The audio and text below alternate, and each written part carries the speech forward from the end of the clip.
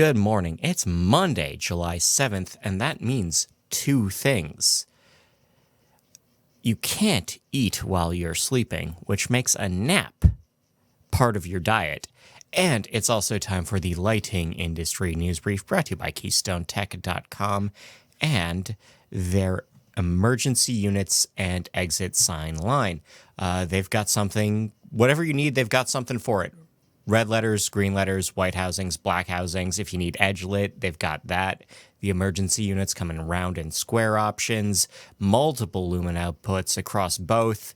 You can get combo packs if you need those. All of these are backed by Keystone's guaranteed, warranted power supplies. That is KeystoneTech.com. That is light made easy. That is the link in the description, if you please. But let's get into the news, because we have a recall in Canada on the Minka Vortic Flow, which these are ceiling pendant fixtures, and there is a risk they might fall out of your ceiling.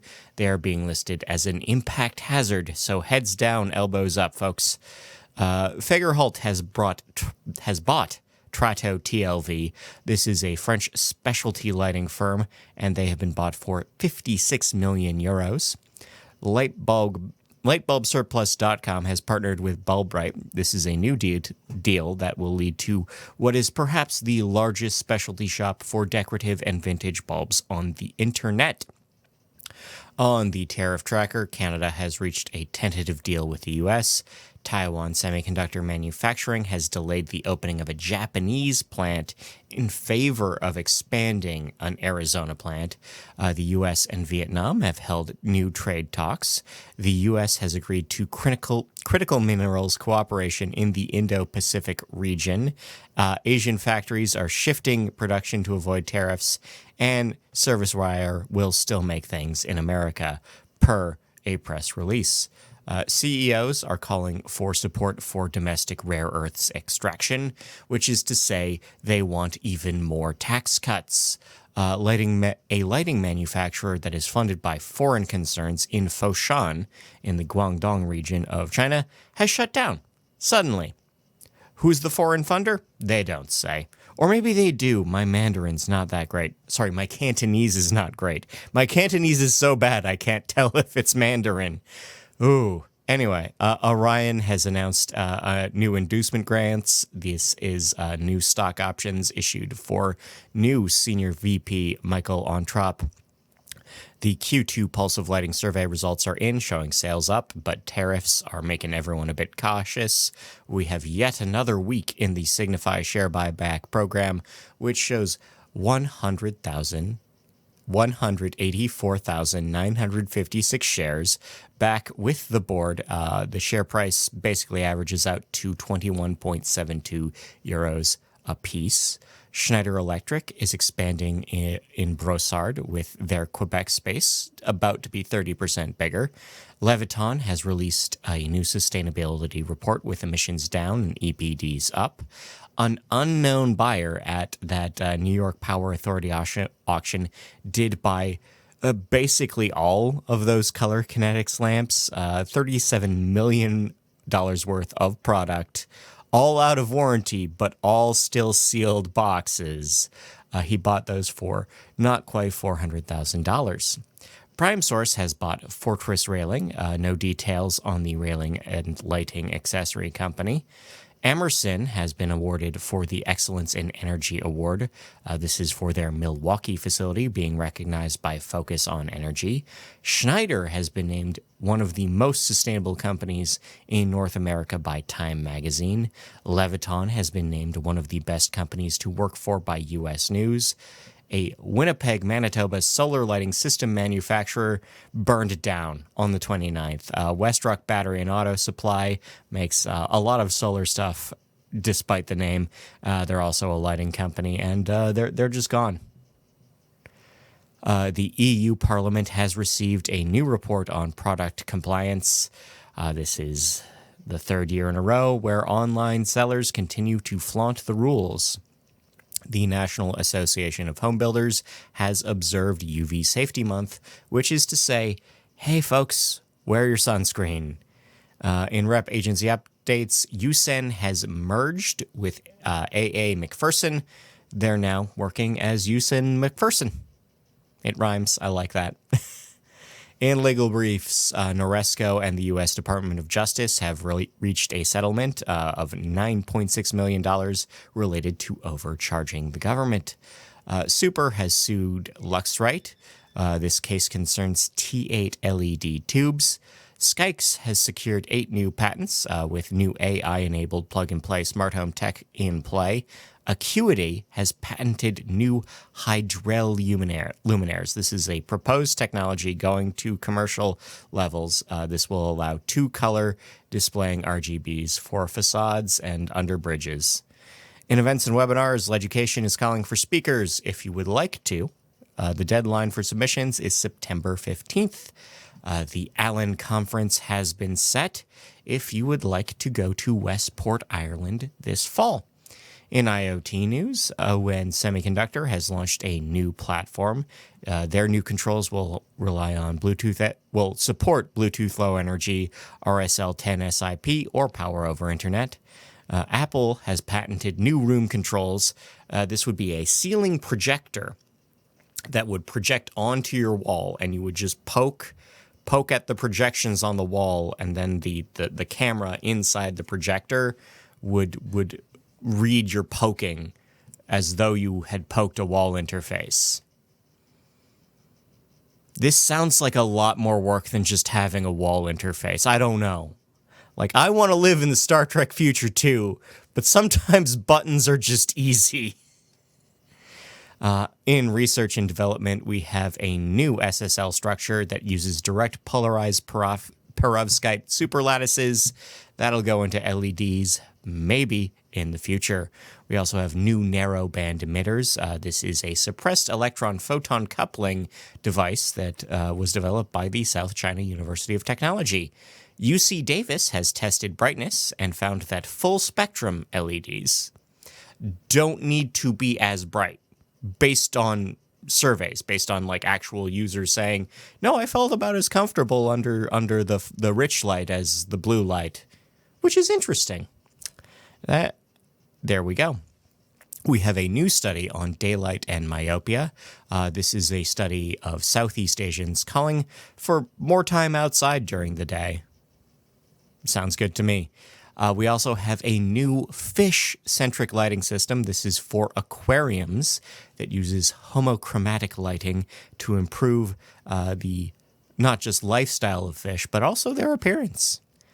On the dark side of things, we have a preprint study showing that blue-rich LEDs impair color vision. That actually might go with the UC Davis thing, now that I think about it. Hey, turn into the Darkness News update if I do a longer deep dive on this. That's at restoringdarkness.com. That'll be on Thursday. Also, circadian rhythm has been linked with leukemia spread. Shift work during pregnancy harms both the parent and the offspring in the short and long term. Light modulation pattern reduces disruption in mice placed on the night shift, which is to say that they kept a bunch of mice awake. They actually varied the light across the night, and they were happier, or, just better. The metrics were better. You can't ask a mouse if it's happy. Alan impairs the metabolism of rats. Melatonin, whether that is through circadian entrainment or through just pure old pills, does reduce delirium in ICUs. Afternoon and evening bright light reduces melatonin production in teens, human teens this time. We have a study affirming the need for sleep quality in cardiac recovery ICUs. We have light pollution harming the immune system of passerine finches. That's a kind of bird. Honeybee hives. The entire hive has a circadian rhythm. They share it, which is weird. Dark Sky International has begun seeking submissions for their 2025 awards. Vote for me. A lawsuit seeks to block an ICE detention center in Florida over environmental concerns, including light pollution. A judge has allowed a Marin County High School board to finally illuminate their baseball field. This took decades of lawsuits. Earth Hour has a study of Earth Hour in Hong Kong has shown that decorative and ad lighting are real big issues for light pollution in Hong Kong and presumably other places. Logan, North Dakota wind farms will be adding more light this season. A Buc-ee's gas station in Brunswick, Georgia is so bright that it is a hazard to sea turtle nests 12 miles away. Torrington, Connecticut has met on a light trespass issue. Breckenridge, Colorado has begun enforcement on fixtures. We have new dark sky lighting going up in Kendall in the UK. And Texas has resolved to observe Dark Sky Day at the state legislature, which is a completely non-binding thing that only happens if they meet on that particular day. In horticultural news, Singapore has partnered with a Dutch firm for farms, Mozambique has partnered with a Chinese firm on mushrooms, and we have a new homegrown hydroponic system going up in Nigeria. In recommended reading, all these links are available on nailed.org and more. Nailed.org, great resource. Sign up for our con. Ceiling fan manufacturer is calling for a specific tariff relief program, insisting that it would be a form of nationalism. We have the perils of not paying attention to domestic preference rules. If it's a rule, it's not a preference, bud. And if there's perils, it's definitely not a preference, bud.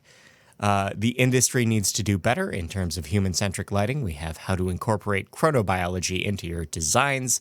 We have luminous efficacy, but mine or yours, what counts? How to design with tunable white. How atmosphere and outdoor lighting go together. We have an interview with the owners of Armacost Lighting. How energy use has changed since 1776. We have smart risk control for smart buildings. We have what you need to know about a new control option that independently balances RGB in your RGB systems. We have how to weigh privacy and convenience in your IoT options. We have how to use AI with your PoE devices. We have a review of 2 Wi-Fi ready light bulb cameras and a case study of the Seattle Ferry Terminal. In local news, Maryland and Oregon have set new energy performance standards independently. They're slightly different. I'm reading them at the same time because they just happened in the same week. We have new grants for residences in Indiana. California will be spending $5 billion on road projects, starting with a few $100 million in Mendocino, California. Walsh County, North Dakota has begun an efficiency program in county buildings. Manhattan, Illinois will be funding a new street lighting project. Augusta, Georgia is adding solar power street lighting to some streets. Okay, this is a town in Wisconsin. I'm going to try real hard to say it in one try, but you got to give me some slack on this. It is Oconomowoc. Oconomowoc has funded their historical society's renovations. Raleigh, North Carolina has canceled a road project due to funding issues. We have new lighting on Route 2 in Lake County, Ohio.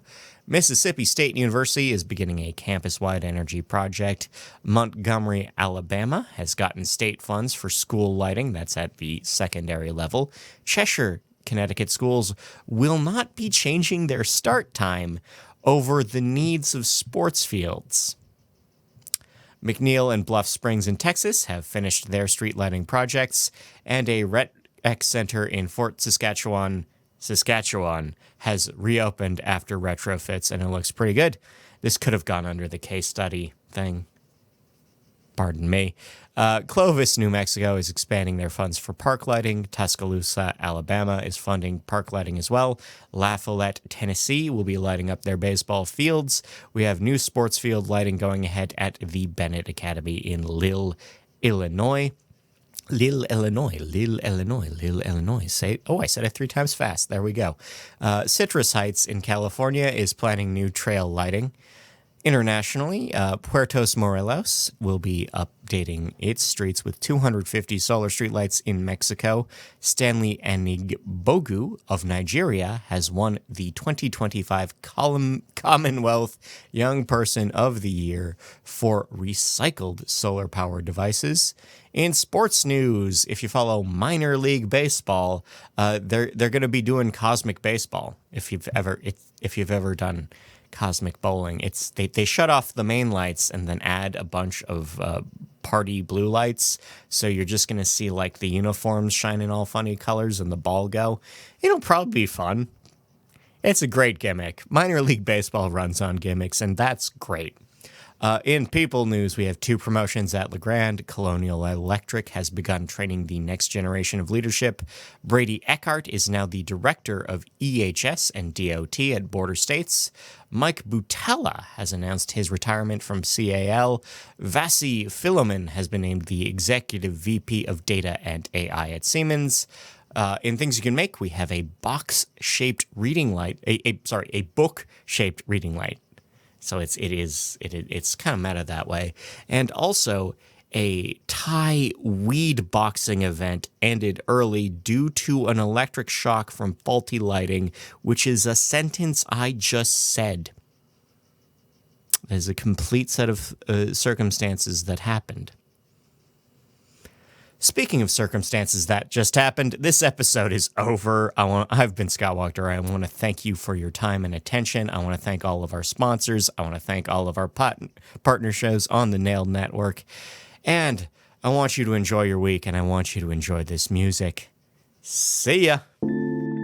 Je pense à toi tous les matins. Je t'aime. Je pense à toi tous les matins. Je t'aime.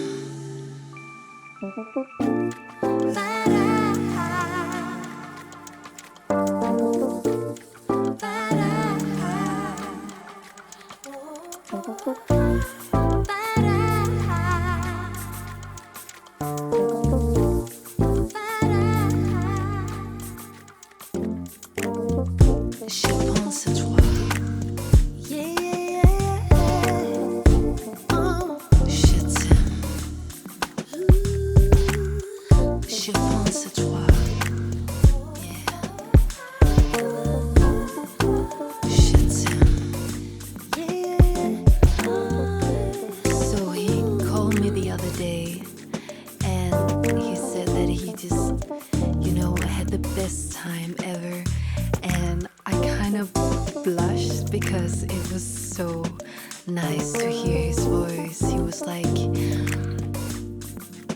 it really was good, baby, and I want to see you again, and I want to take this to another level. Of course I said yes. I mean,